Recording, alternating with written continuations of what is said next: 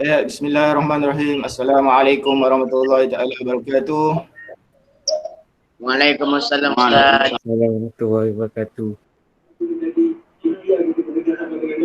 Kita mulakan dengan baca umul kita Al-Fatihah. A'udzubillahi minasyaitonirrajim. Bismillahirrahmanirrahim. Alhamdulillahirabbil alamin. Arrahmanirrahim. Maliki yaumiddin. Iyyaka na'budu wa iyyaka nasta'in. Ihdinas siratal mustaqim. Siratal ladzina an'amta 'alaihim ghairil maghdubi 'alaihim waladdallin. Amin. Angkat tangan, kita baca doa. A'udzubillahi minasyaitonirrajim. Bismillahirrahmanirrahim. Alhamdulillahirabbil alamin wassalatu wassalamu ala asyrafil anbiya wa mursalin wa ala alihi wa ashabihi ajmain. Allahumma ftah 'alaina hikmataka wa nashur 'alaina min khazaini rahmatika ya arhamar rahimin. Rabbi shrah lana sudurana wa yassir lana umurana wa hlul 'uqdatam min lisanina yafqahu qawlana. Allahumma zidna ilman warzuqna fahma. Allahumma ya dafi'al bala, ya Allah ya dafi'al bala ya Rahman wa ya dafi'al bala ya Rahim. Ya dafi'an al-wala wal wala kulli syarr.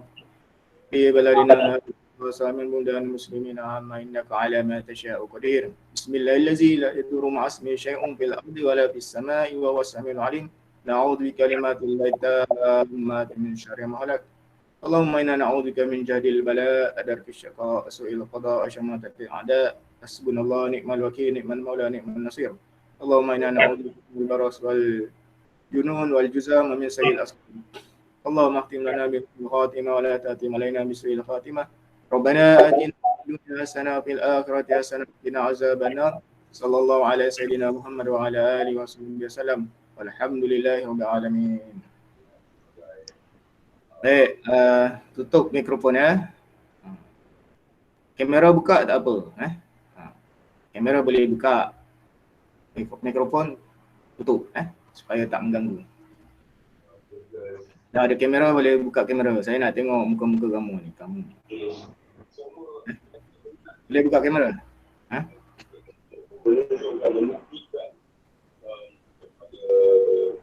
Boleh silakan, ada 32 32 murid.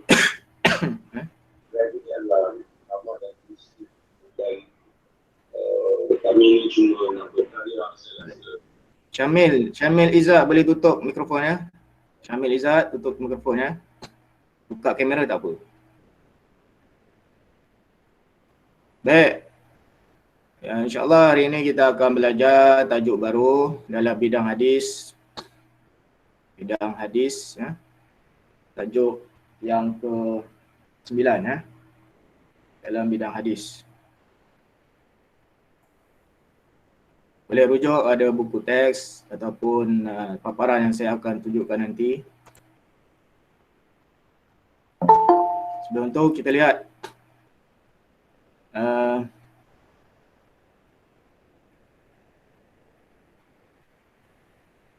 apa objektif yang akan kita dapat bila kita dah belajar tentang hadis ni ya. Iaitu pertamanya dapat membaca hadis dengan betul. Yang kedua, dapat menyatakan terjemahan hadis. Yang ketiga, dapat menjelaskan maksud kemungkaran. Kemudian, dapat menjelaskan hukum menangani kemungkaran. Kemudian, dapat menjelaskan cara menangani kemungkaran dengan tangan, hati, cara berhikmah. Dan yang paling penting ialah dapat menghuraikan pengajaran hadis dan menghubung kaitkan dalam kehidupan serta berhikmah menangani kemungkaran secara beradab dan istiqamah. Baik, masuk pada tajuk kita pada hari ini.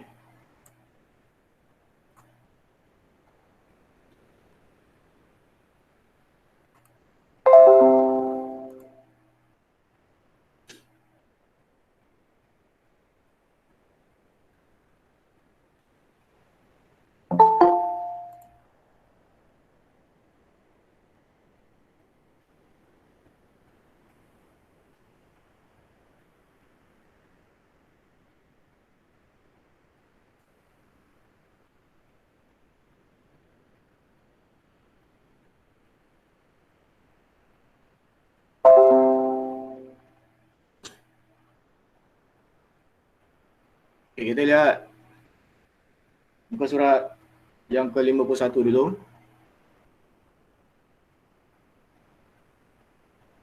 Bidang hadis ya. Bidang hadis ada, kita akan belajar dalam bidang hadis ni 2 tajuk saja. Iaitu tajuk yang ke-9 dan tajuk yang ke-10.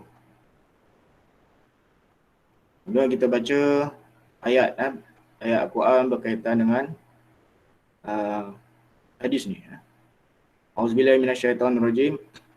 Firman Allah SWT dalam surah Al-Hashr ayat 7.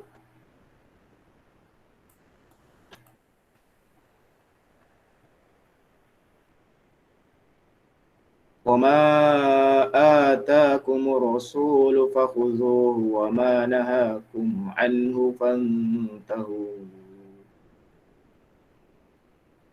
Okay, saya nak kamu baca. Baca tapi tak payah buka mikrofon. Baca masing-masing di rumah. Saya baca, kamu ikut. وَمَا آتَاكُمُ الرَّسُولُ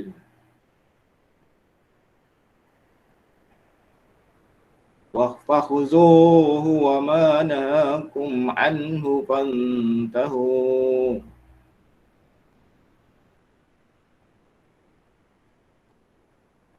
Apakah maksud ayat 7 surah Al-Hashr ini? Iaitu maksudnya ialah apa-apa jua perintah yang dibawa oleh Rasulullah SAW kepada kamu, maka terimalah serta amalkan. Dan apa-apa jua yang dilarang kamu melakukannya, maka patuhilah larangannya. Jadi ayat ini menjelaskan kepada kita, Allah SWT menjelaskan kepada kita supaya kita mengikut apa yang dibawa oleh Rasulullah SAW. Apa yang saja yang dibawa, disampaikan oleh Nabi Muhammad SAW kepada kita, hendaklah kita ikut. Apa yang disuruh, hendaklah kita ikut. Apa yang dilarang, hendaklah kita tinggalkan, kita jauhi. Kemudian kita lihat hadis berkaitan dengan tajuk yang kita akan bincangkan hari ini, iaitu pelajaran 9. Mungkar dicegah, hidup barakah. Baik, baca hadis dengan betul. Ikut saya baca.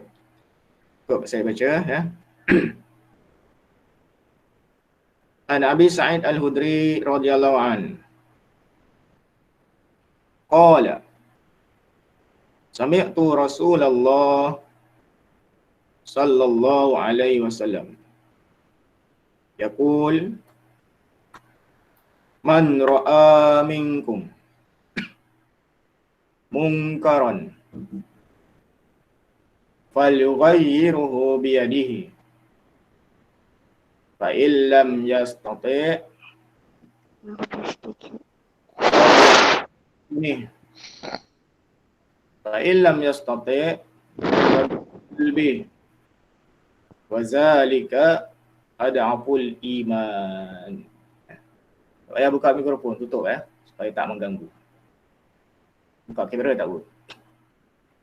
Kita lihat apakah maksud hadis yang kita baca ni.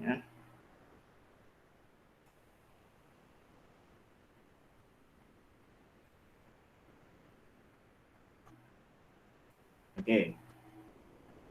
Ini saya nak siapa-siapa yang boleh baca ni. Baca hadis kemudian terjemahan dia. Boleh? Siapa nak baca?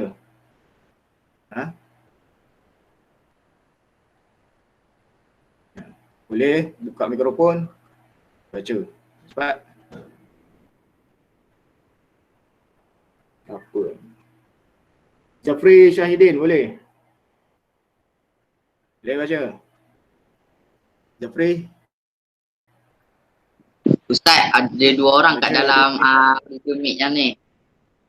Aiman dengan saya. Siapa tu? Siapa? Aiman dengan? Aiman dengan saya, Ustaz. Aiman.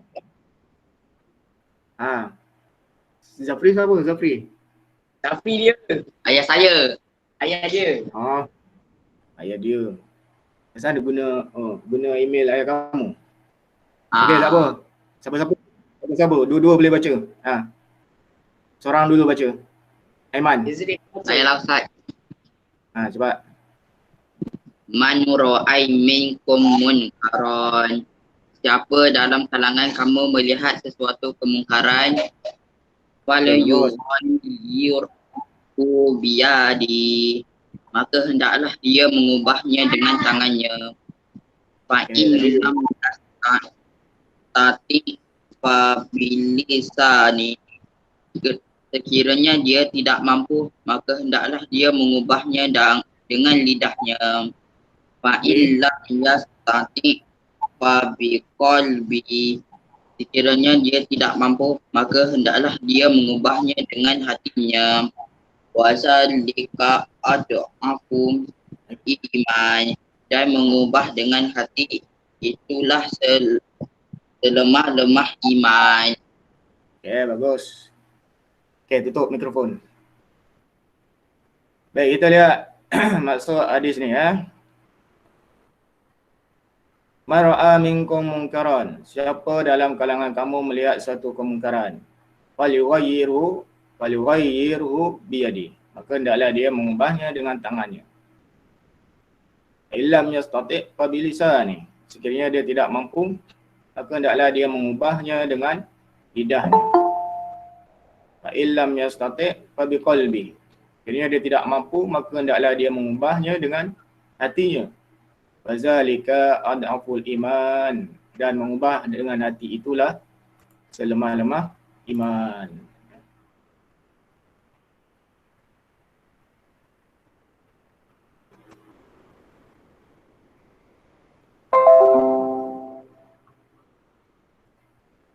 Jadi kita akan jelaskan lebih terperinci apa yang dimasukkan dengan hadis ini. Untuk kita lihat apa dalam spektrum ilmu Abu Sa'id Al-Khudri adalah salah seorang pakar hadis dalam kalangan sahabat. Hadis ini diriwayatkan oleh Abu Sa'id Al-Khudri.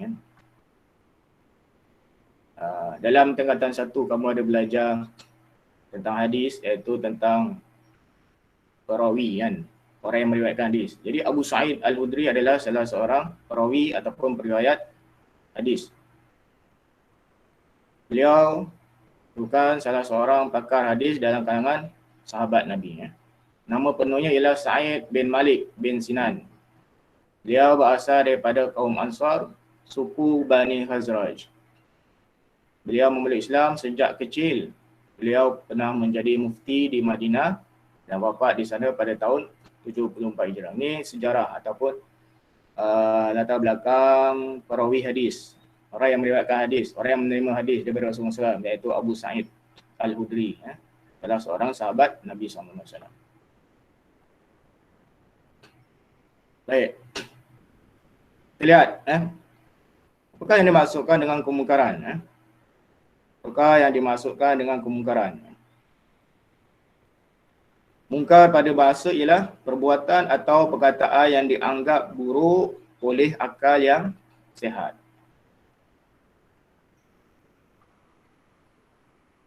Ada istilah pula ialah perbuatan atau perkataan yang ditegah oleh syarak atau yang melanggar perintah Allah SWT.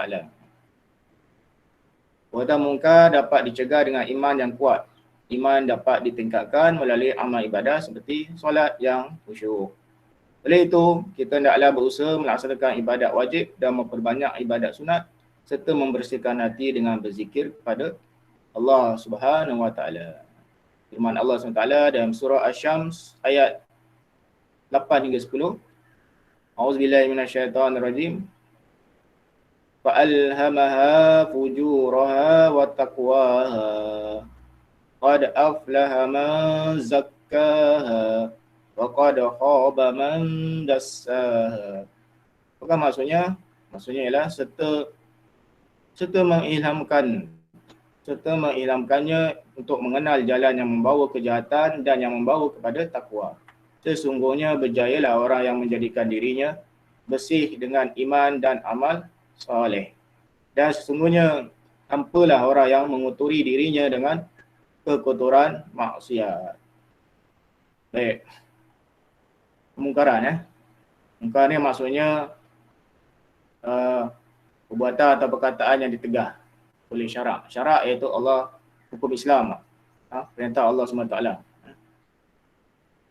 Jadi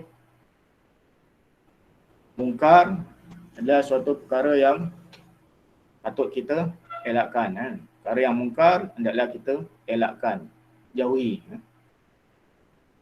Dan apabila kita melihat kemungkaran, hendaklah kita mencegah.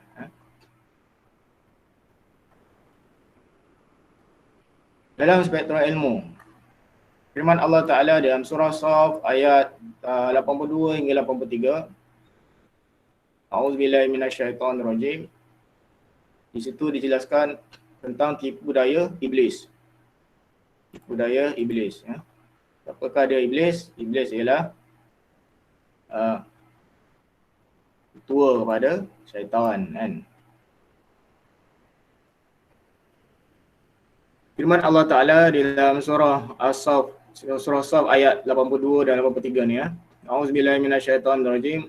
Qala fa bi'izzatika la'uwiyannahum ajma'in illa ibadaka minhumul mukhlasin.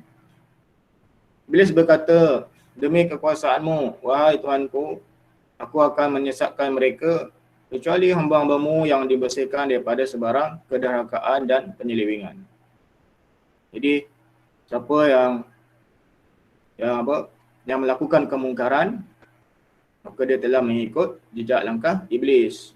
Iblis dah berjanji pada Allah SWT dia akan menyesatkan anak cucu Nabi Adam AS, dan dia akan berusaha untuk membawa manusia yang sesat ni bersama-sama dengannya ke neraka. Oleh itu kita hendaklah jauhi perkara mungkar, kerana perkara yang mungkar itu adalah daripada iblis dan syaitan. Baik. Dan kita lihat hukum menangani kemungkaran.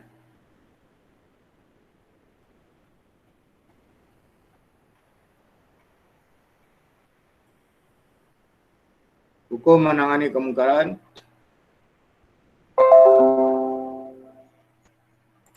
wajib. Wajib bagi setiap Muslim menangani kemungkaran mengikut kemampuan masing-masing. Wajib. Hukum menangani kemungkaran ni adalah wajib bagi setiap orang Islam. Ikut kemampuan masing-masing. Firman Allah Ta'ala dalam surah Ali Imran ayat 110. A'udzubillahi minasyaitonirrajim. Kuntum khaira ummatin ukhrijat lin-nasi ta'muruna bil ma'ruf wa tanhauna 'anil munkari wa tu'minuna billah.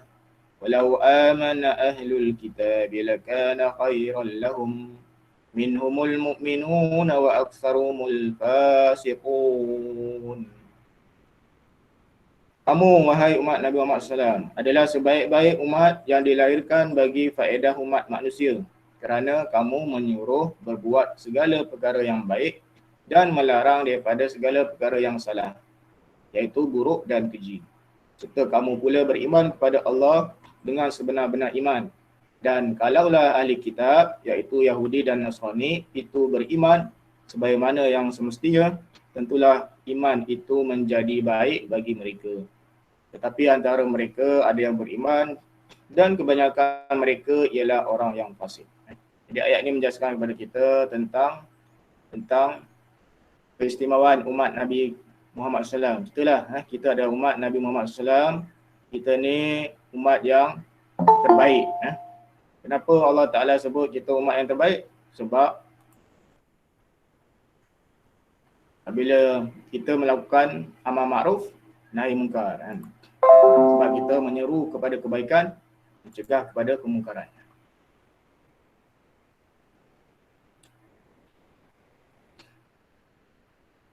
Oleh itu, kita lihat di sini dalam spektrum ilmu, dalam kita memilih kawan, kita kena memilih kawan yang mendorong kita melakukan kebaikan. Jangan kita tersalah pilih kawan. Jangan kamu tersalah pilih kawan. Bila salah pilih kawan, kawan berperangai buruk, kita pun akan ikut sama.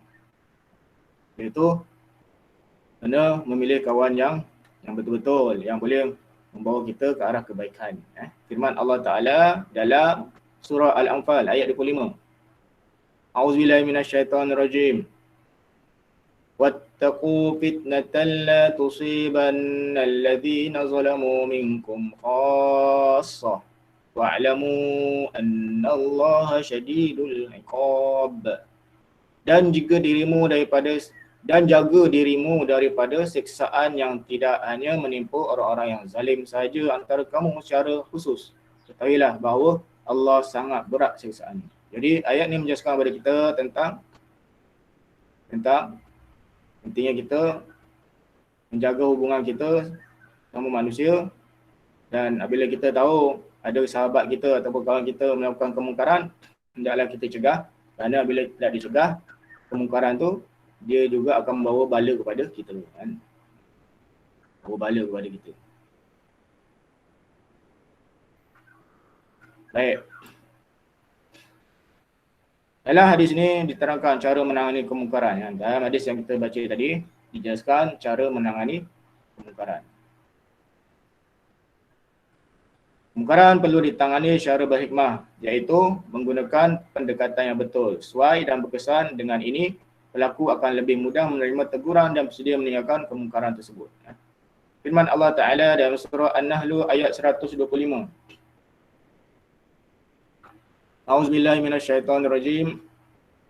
Ud'u ila sabili rabbika bil hikmati wal mau'izatil hasanah wajadilhum billati hiya ahsan. Inna rabbaka huwa a'lamu biman dhalla an sabilihi wa huwa a'lamu bil muhtadin. Serulah ke jalan Tuhanmu, wahai Nabi Muhammad SAW, dengan hikmah, bijaksana dan nasihat pengajaran yang baik, dan berbahaslah dengan mereka yang engkau serukan itu dengan cara yang paling baik.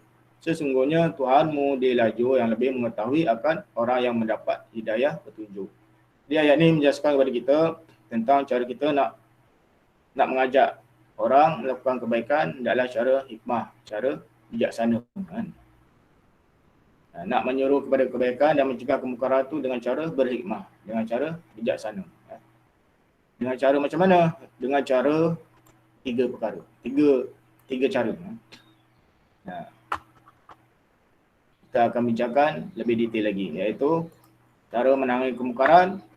Dalam hadis tadi disebut dengan tangan, dengan lisan dan dengan tangan, dengan lisan, dengan hati, kan? Jadi cara macam mana? Cara nak menangani kemungkaran dengan tangan tu. Jadi dimasukkan menangani ataupun mencegah kemungkaran dengan tangan ialah mengubah dengan kuasa. Tangan maksudnya kuasa yang ada pada seorang. Kuasa yang ada pada seorang mengikut kemampuan dan bidang kuasa seperti ketua keluarga, ketua kelas, pengawas, ketua masyarakat dan ketua negara.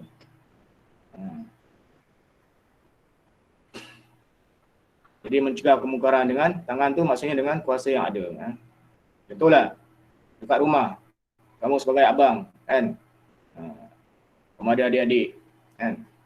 Pada waktu solat, dah masuk maghrib, adik kamu masih tengok TV cerita kartun Doraemon, kan? Kamu sebagai abang ada kuasa tak? Boleh tak cegah? Boleh, kan?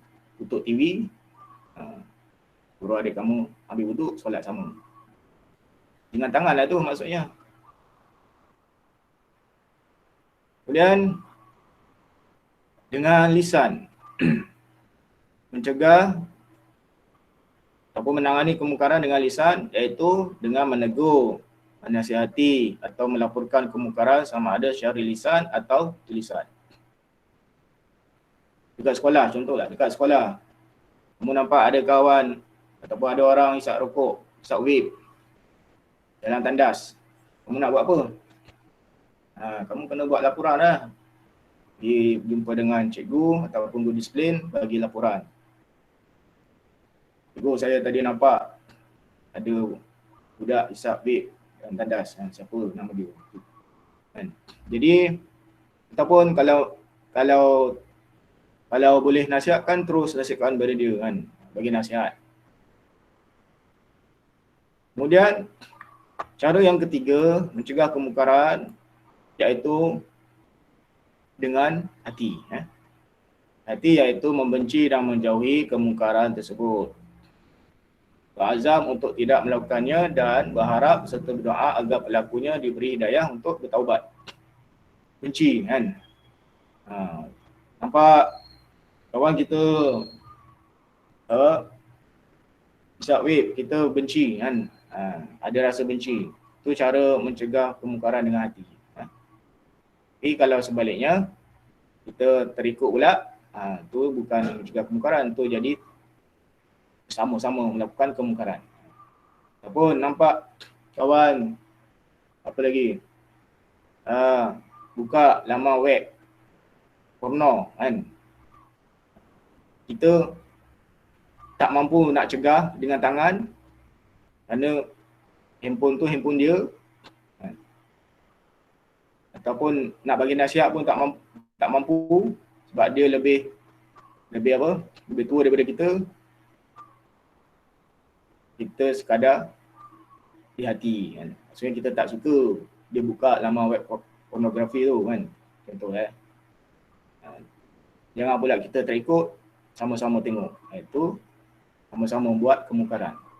Tapi kalau di hati tu ada perasaan benci, dia masih lagi selamat. Tapi kalau tak ada perasaan benci, malah ikut buat perbuatan yang mungkar, maka orang tersebut telah melakukan perkara yang mendatangkan dosa kan.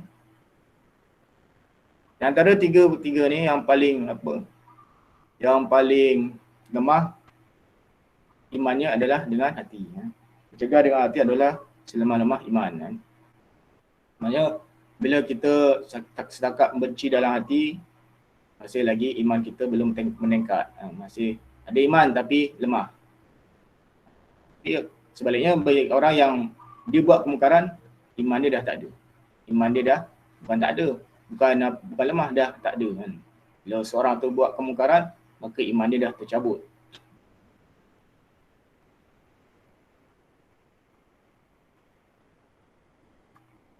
Baik. Setakat ni faham tak? Ada nak tanya?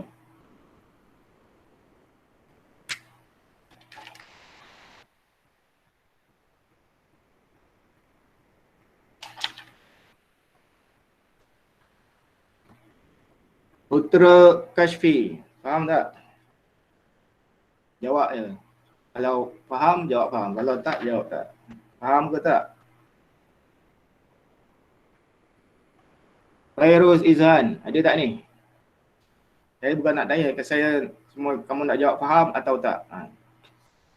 Buka mikrofon, jawab faham atau tidak. Fairuz Izhan, ada tak? Faham Ustaz. Faham? Ustaz. Bos. Faham. Okey. Apa lagi? Iqbal, faham ke tak faham? Iqbal? Buka mikrofon, bagi respon. Faham ke tak faham?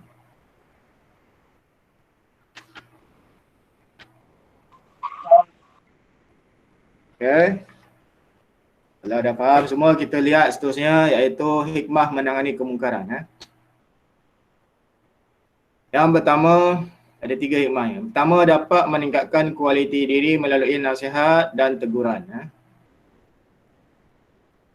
Yang kedua, mewujudkan masyarakat yang harmoni kerana bersikap prihatin. Dan yang ketiga, negara aman sejahtera kerana mendapat keredaan Allah SWT. Itu hikmah. Hikmah maksudnya kebaikan kan. Bila disebut hikmah, maksudnya kebaikan yang boleh kita perolehi. Bila kemungkaran itu dapat dilaksanakan, dicegah, dapat ditangani, satu kemungkaran itu dapat dicegah atau ditangani, maka hikmah dia, kebaikan dia, yang pertama, dapat menegakkan kualiti diri melalui nasihat dan teguran. Maksudnya seorang yang melakukan kemungkaran itu Dia bila dia dapat nasihat, dia dapat teguran, dia akan berubah diri dia daripada melakukan kemungkaran. Kan? Bila dia datang ke sekolah bawa duit, kemudian kawan dia bagi nasihat, dia pun tak bawa dah. Kan? Contoh kan. Wujudkan masyarakat yang rahmani. Masyarakat yang rahmani, maksudnya masyarakat yang sejahtera. Kerana mengambil sikap prihatin. Lepas tu, kalau kemungkaran ni tak dicegah, maka akibatnya akan rosak sebuah masyarakat tu. Ambil dalam satu contoh, sebuah kapal kan. Kapal ni ada orang yang bekerja di atas, orang yang bekerja di bawah kan. Orang yang bekerja di bawah, kalau dia nak air, dia akan minta pada orang yang di atas untuk ambil air laut kan, untuk digunakan untuk orang bawah. Jadi orang bawah kapal, dia kata, dia bincang-bincang, dia tak nak menyusahkan orang atas kapal untuk ambil air. Apa kata kita tebuk saja kapal ni, kita boleh ambil daripada bawah kan. Bawah kita kan laut, kita tebuk je kapal ni, nanti dapat air daripada bawah kapal ni. Senang, tak payah susah nak suruh orang atas ambilkan air. Kalau orang atas dia tahu apa yang akan dibuat oleh orang bawah kapal dan dia tak cegah, apa yang akan berlaku?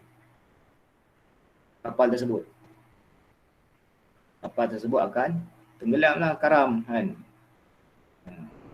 Itulah, dalam sebuah masyarakat apabila tak ada orang bagi nasihat, tak ada teguran, tak ada melakukan mencegah kemungkaran dan menyuruh kepada kebaikan, maka masyarakat akan rosak.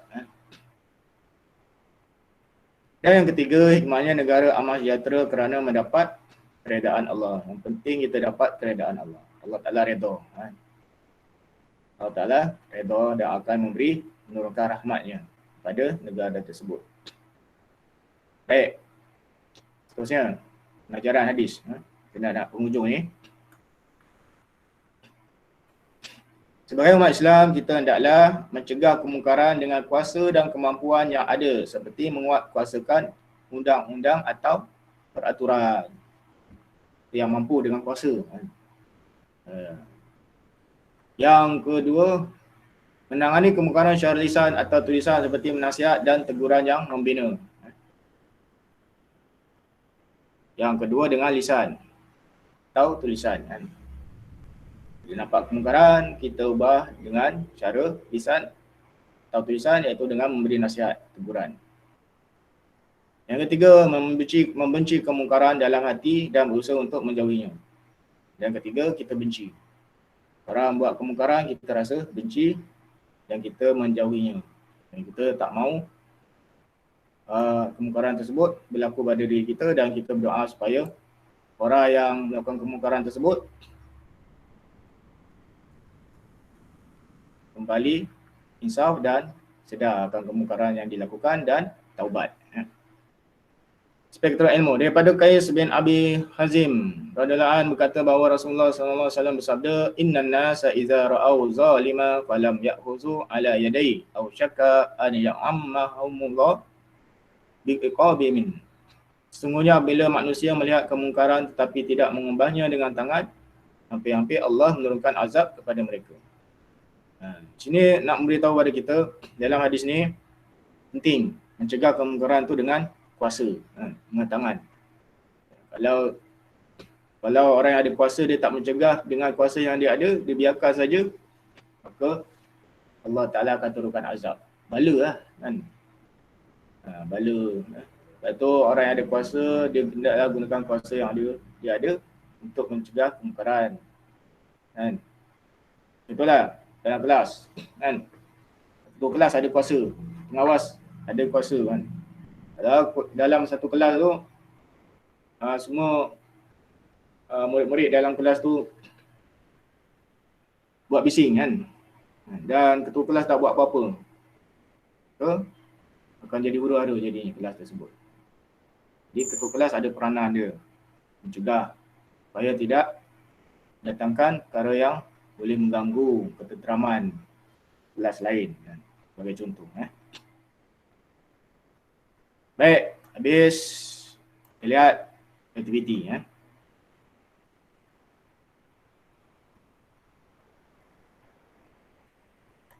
Okay, terdapat adik-beradik yang tidak menunaikan solat di rumah kerana mereka menonton filem. Cara nak menanganinya dengan tangan.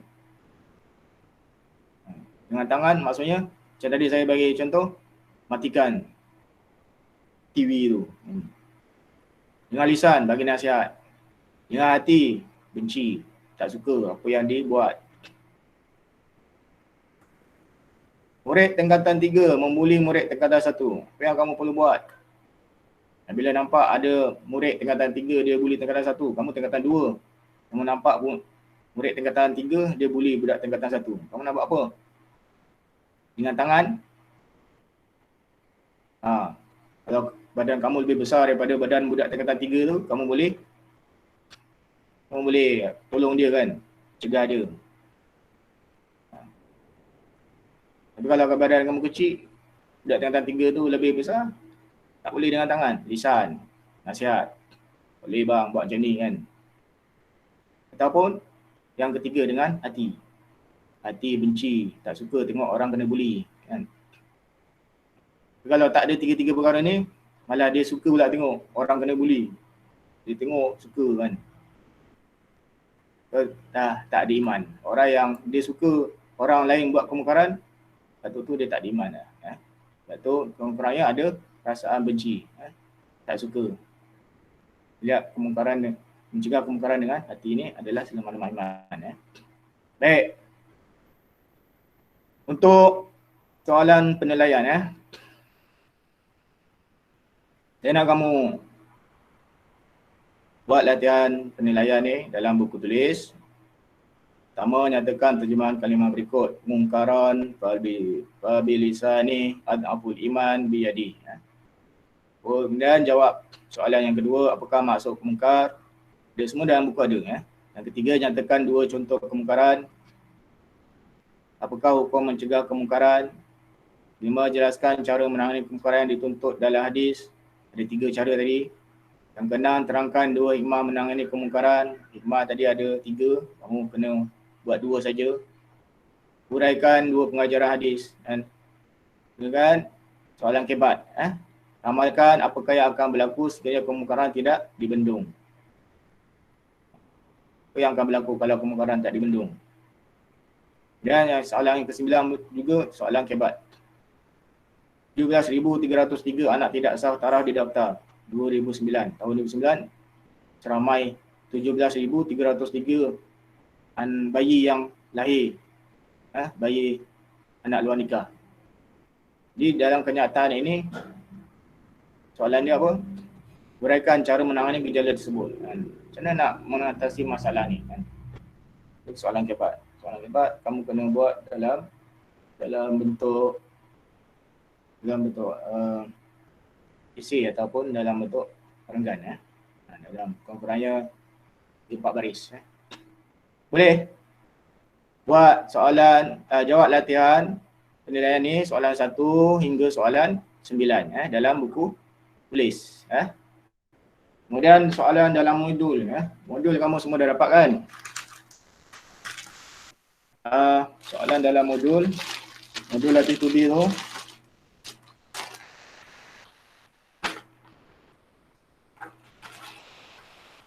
Dalam modul latih tubi tu kamu kena buat. Soalan, buat dalam soalan modul latih tubi ni. Muka surat berapa? Tengok. Dalam muka surat 52. Jawab. Ada soalan pertama A, B, C, D kan. Ada soalan di sini, kamu boleh jawab di sini kan.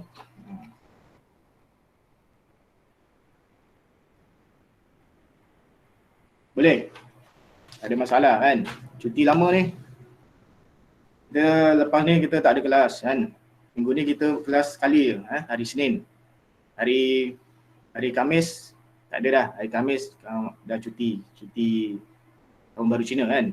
Jadi kamu boleh buat tugasan, kerja-kerja yang saya beri. Boleh? Ada masalah? Murid semua? Boleh? Bagi respon? Boleh ke tak boleh? Boleh Ustaz, boleh. Okey, bagus. Boleh. Okey. Okey. InsyaAllah kita akan jumpa nanti minggu depan, hari Senin. Minggu depan, lepas Raya Cina. Dan kita tutup dengan tasbih kifarah dan surah Wan-As. Subhanakallahumma wa bihamdika asyhadu an la ilaha illa anta astaghfiruka wa atubu ilaik. Bismillahirrahmanirrahim. Wal 'asri innal insana lafi khusr illa allazina amanu wa 'amilus solihati wa tawasaw bil haqq wa tawasaw bis sabr. Sadaqallahul azim. Sekian. Jangan lupa isi link kehadiran tu, bukti kehadiran kamu dalam Google Meet ni. Sekian, wassalamualaikum warahmatullahi wabarakatuh.